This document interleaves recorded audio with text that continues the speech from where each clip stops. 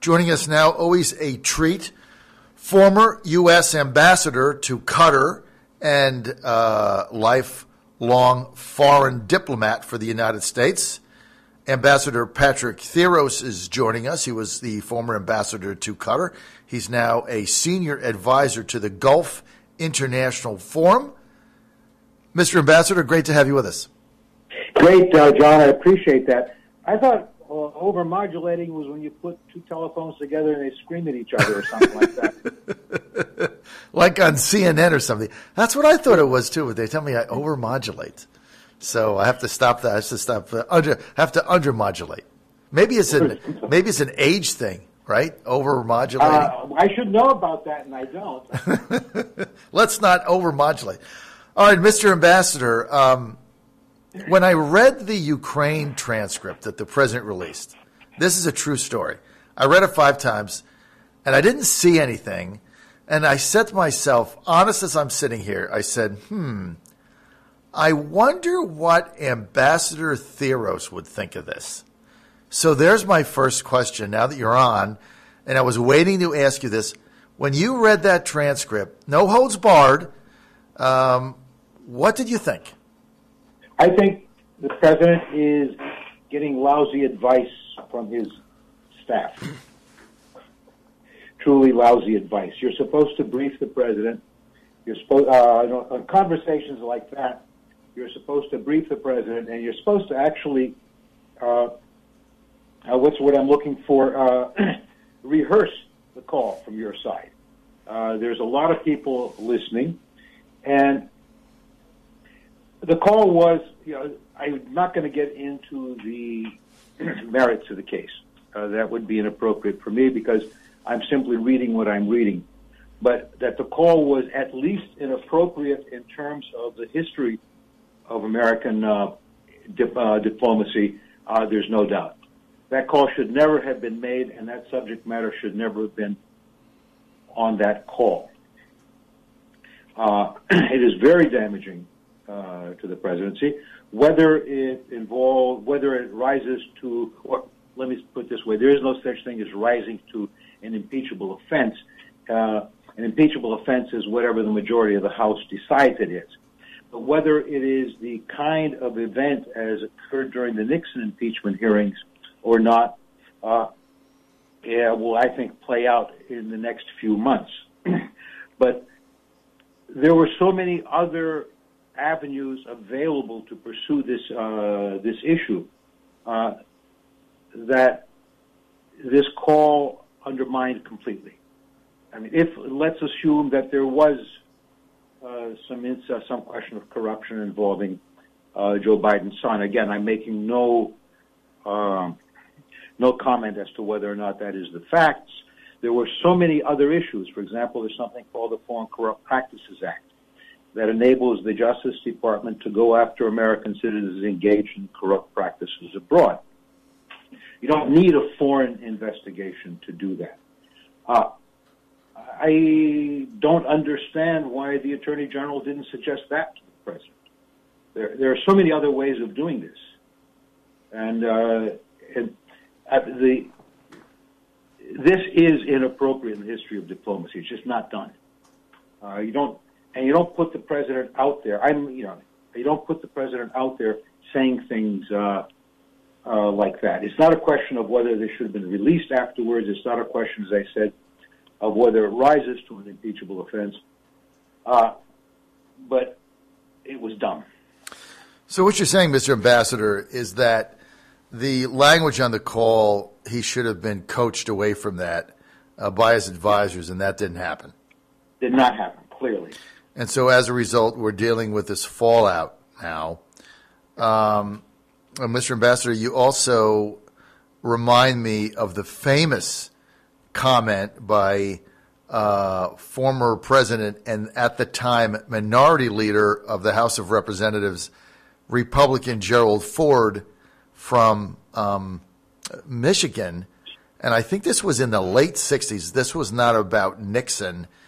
He was trying to impeach. He brought impeachment papers up on a Supreme Court justice. I think it was Earl Warren. And I don't know why. and he was being interviewed on some network. This is a famous quotation. And they said, well, whatever it is that you're trying to impeach him, he said, does this rise to the level, what defines the level of high crimes and misdemeanors for impeachment? And Ford said, famous quote of all time, he said, whatever the hell the House of Representatives thinks it is, which is exactly what you just said. Famous quotation. I don't know how I remember all this stuff. And one day I'll forget it all. You're not as old as I am. That's why you don't remember. I still remember that. I remember that. I don't remember the year. It might have been 1970 or 69, but it was definitely had nothing to do with Watergate. It was, I think he was trying to impeach one of the Supreme Court justices. It never went anywhere. But I remember that comment by Gerald Ford at the time. So, look, who would be advising him here? Like, who would be the person in the White House that would be advising the president before he makes a phone call to a foreign leader? What are the channels that goes through? Well, if you're calling a foreign leader, the first person that has to be on the phone or has to be part of the loop has got to be the Secretary of State. Second person is the national security, sort of an order of importance.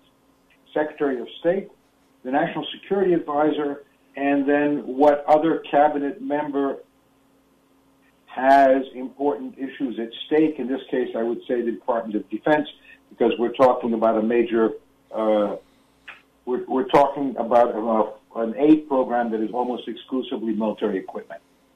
So those three people should have been on the call. They should. First of all, no president, in my experience, has ever spoken to a foreign head of state or head of government without senior people listening. It's just not done. You never want to put yourself in the position where the other head of state can then misquote you. So there's always got to be a lot of people on the call. There's got to be at least two people. You don't tape it. For some reason, we've got this thing we don't tape these calls, but there's got to be at least two people taking stenography. And then they compare notes as to the final transcript. The assumption is that the foreign country is taping the call, but maybe not. Maybe they use stenographers as well. We don't know what's going on at the other end of the call. Right. But from our standpoint, basically talking about this call would have been, at the time, this was in July, right? It would have been National Security Director John Bolton at the time, who's a very disagreeable character anyway, and Mike Pompeo, and then, of course, Pompeo, Bolton, and whoever the Secretary of Defense was in July. I don't even know, right? I know. So they would have been on the call. And so as the president here talked about things and had certain language, you would have expected that would have been flushed out ahead of time, and it did not. Yeah, absolutely. I mean, no president is supposed to make a call like this where at that point, whatever you say belongs to the other side. You follow what I mean? No, define that.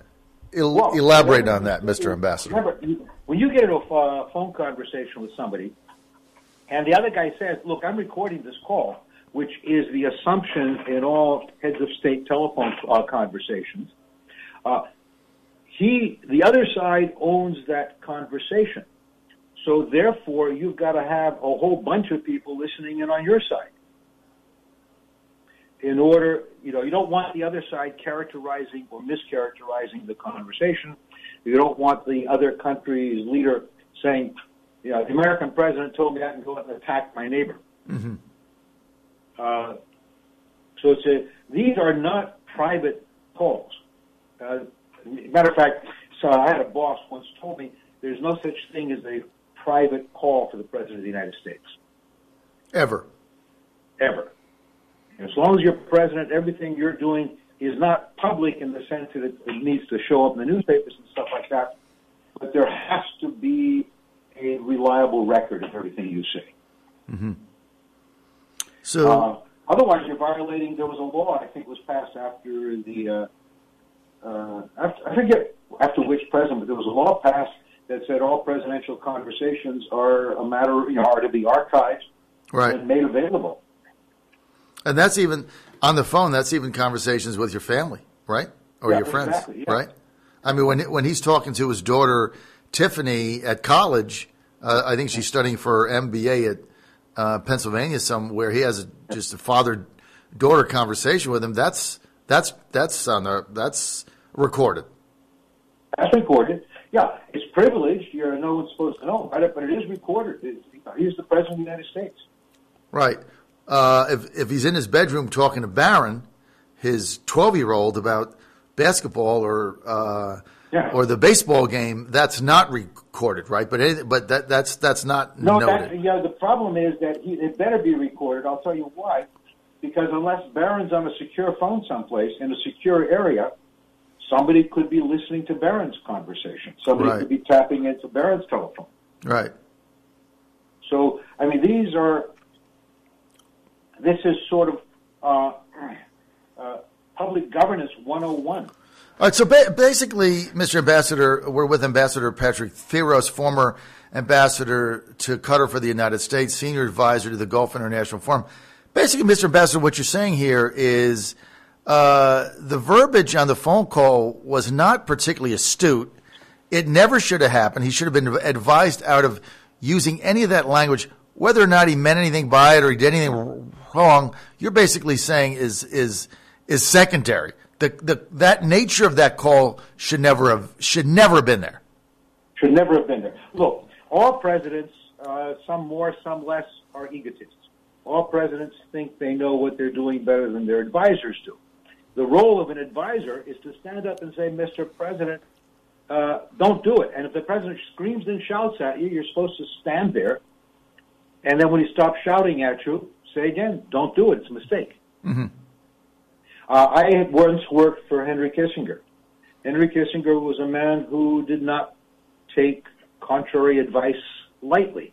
And I was pretty young at the time, and I have to say that I was intimidated by him, scared, something less when he would get mad at people. There was one really great guy who was the executive secretary of the Department of State named Larry Eagleburger. Later on became Secretary of State himself, one of the few career Foreign Service officers to ever hold the job. And I used to watch, it was awestruck, awesome. Henry Kissinger would scream and shout at Larry Eagleburger because he contradicted him or told him you couldn't do something. And then when he would sort of blow his wad and then stop shouting and was exhausted, Larry would say, yes, Mr. Secretary, but. So he would just go back to the advice he was giving. He would go back to the advice he'd given. Exactly. And that's when you know you have a top advisor, because they're not going to be swayed or intimidated by that sort of dialogue that goes on. All right. So call has been made. Transcript is out. Impeachment inquiry starting. What happens now, Mr. Ambassador, in your judgment? I'm not a constitutional lawyer, so there are some issues here that I don't fully understand. But essentially, the House of Representatives has now become a grand jury, and it is entitled to conduct itself like a grand jury. One of the most important issues, as I understand it, and again, let me say I'm not a lawyer, is there's no longer executive privilege when you're dealing with an impeachment inquiry. Right. So therefore, they cannot prevent somebody from testifying. There is no document that cannot be revealed to the House of Representatives.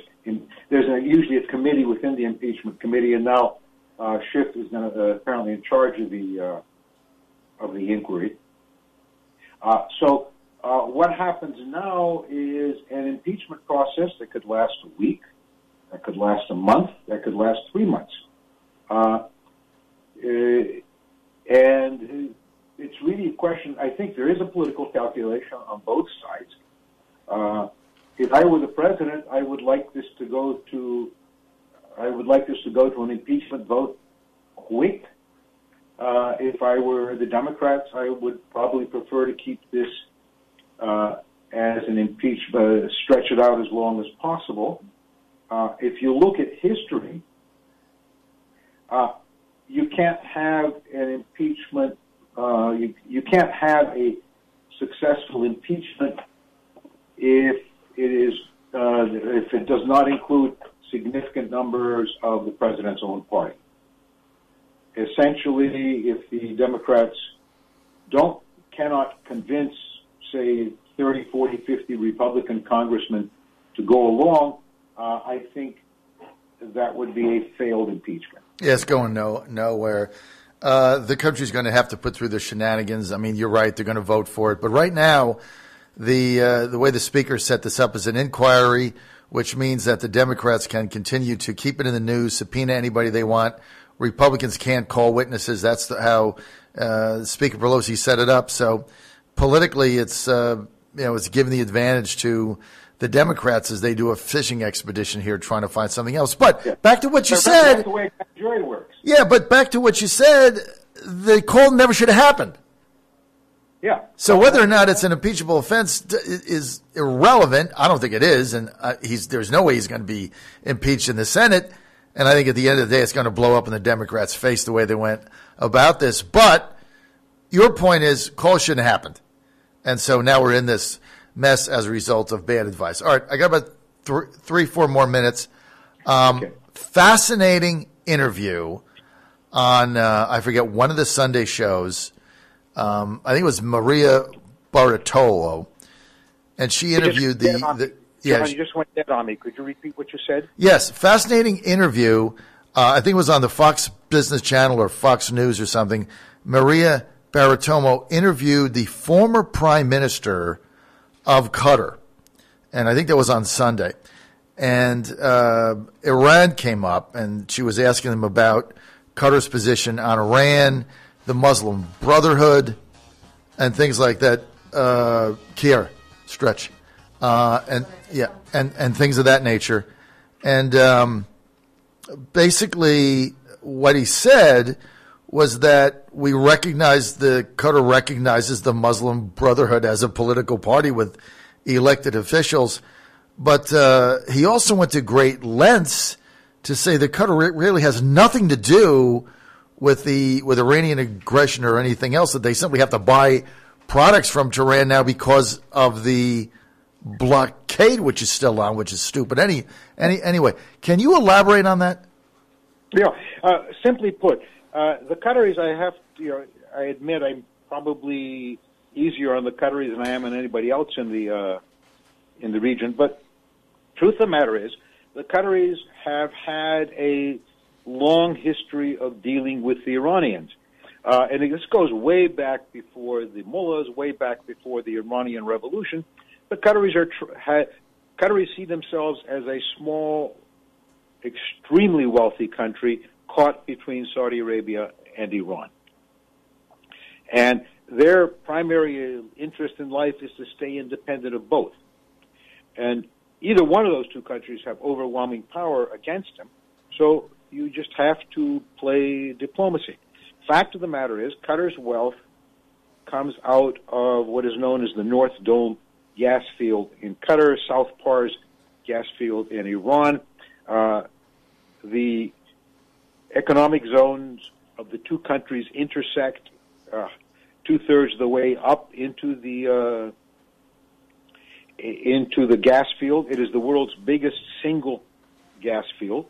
And the Qataris, way back in the days of the Shah, went and negotiated a formal agreement, a formal treaty, demarcating the line between the two countries, and they were the only country in the Gulf until recently that had ever done that.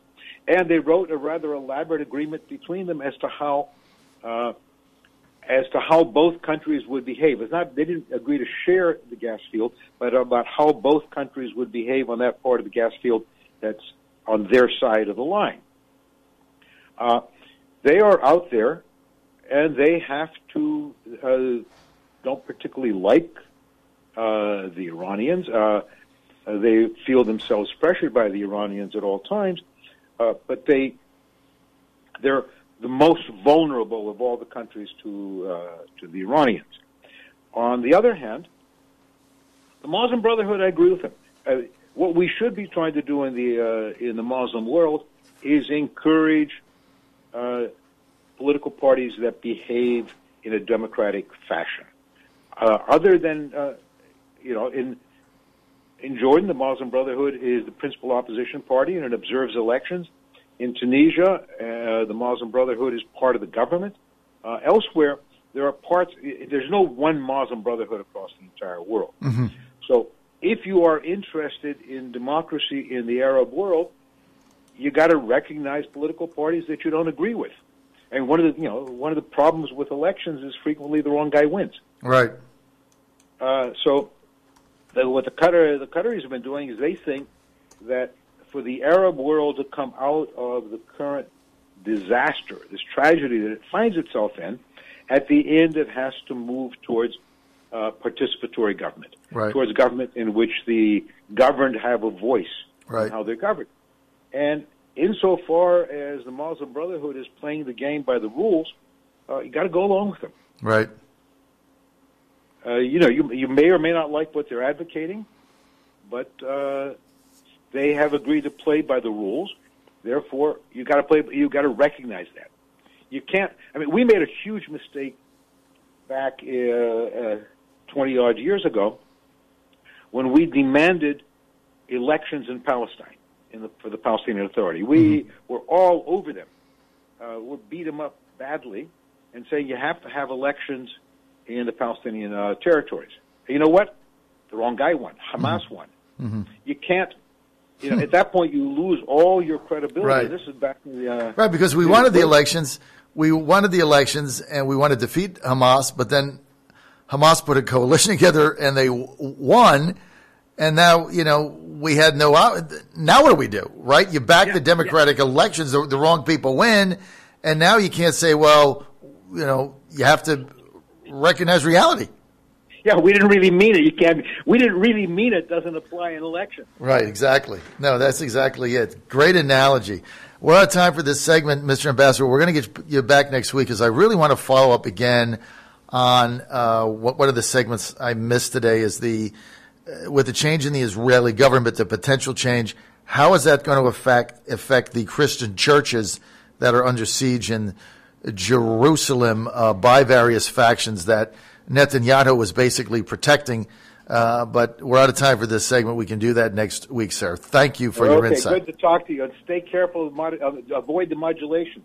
I will avoid the modulations. And best thing here, President not getting the right advice or not taking the advice. One or the other. We don't know which it is. We don't know which it is. We're going to find out, though. We'll find out. Take care. I got to under-modulate, and I got to roll. John Fredericks Radio Network Disruptor segment coming up.